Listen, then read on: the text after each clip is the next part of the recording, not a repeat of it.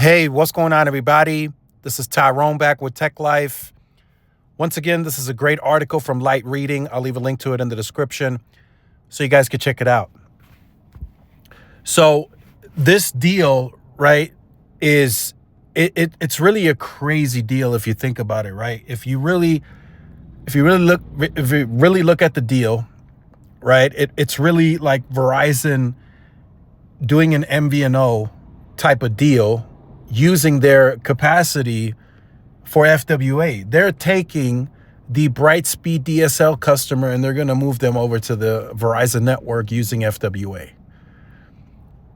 And the crazy part about that is, right, imagine how much capacity you have to have generated to even consider this type of deal.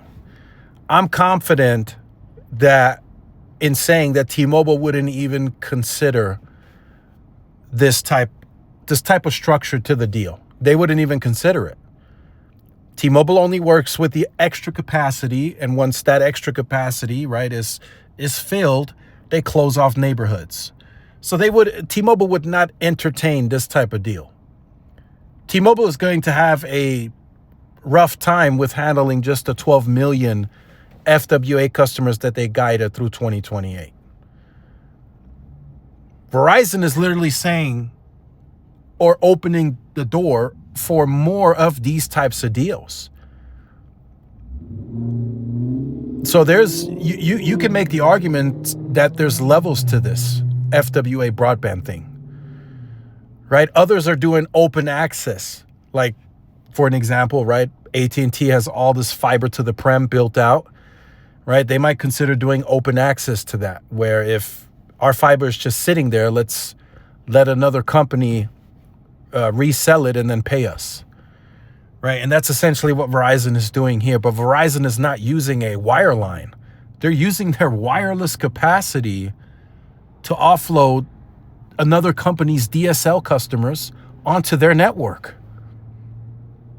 And they're making money from it. That shows you how confident Verizon is in their spectrum position and in the capacity that they're generating day in and day out. Now, you might ask, is Verizon necessarily ready to handle these customers in these areas that these DSL customers are at? I'm going to very well assume they've done their research internally that they can handle these customers. I would hope that they didn't approve customers that are sitting on band 13 only sites, right, as an example. So this is a very interesting deal. I've been thinking about this deal all day long and what type of precedents this sets, right, moving forward. This is an avenue that Verizon can travel all on its own. I don't think AT&T is going to entertain this much, if any at all, and they may only entertain this with their own DSL customers.